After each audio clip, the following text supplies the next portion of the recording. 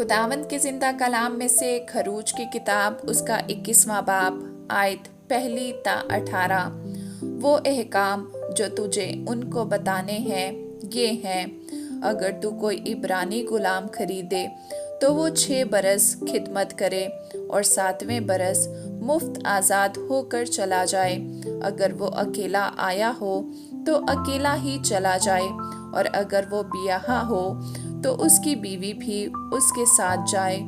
अगर उसके आका ने उसका बियाह कराया हो और उस औरत के उससे बेटे और बेटियां हुई हों तो वो औरत और उसके बच्चे उस आका के होकर रहें और वो अकेला चला जाए।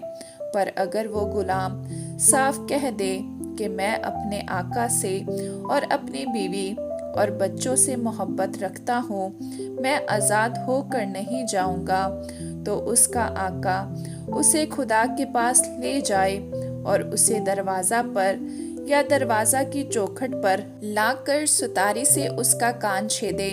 तब वो हमेशा उसकी खिदमत करता रहे। और अगर कोई शख्स अपनी बेटी को लौंडी होने के लिए बेच डाले तो वो गुलामों की तरह चली ना जाए।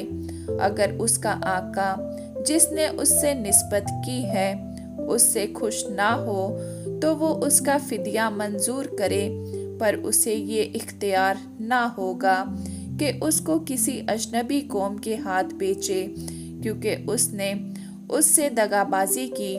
और अगर वो उसकी निस्बत अपने बेटे से कर दे तो वो उससे बेटियों का सा सलूक करे। अगर वो दूसरी औरत कर ले तो भी वो उसके खाने, कपड़े और शादी के फर्ज में कासिर ना हो। और अगर वो उससे ये तीनों बातें ना करे तो वो मुफ्त बेरुपए दिए चली जाए। अगर कोई किसी आदमी को ऐसा मारे कि वो मर जाए तो वो कतई जान से मारा जाए। पर अगर वो शख्स घात लगाकर ना बैठा हो बल्कि खुदा ही ने उसे उसके हवाला कर दिया हो, तो मैं ऐसे हाल में एक जगह बता दूंगा जहां वो भाग जाए।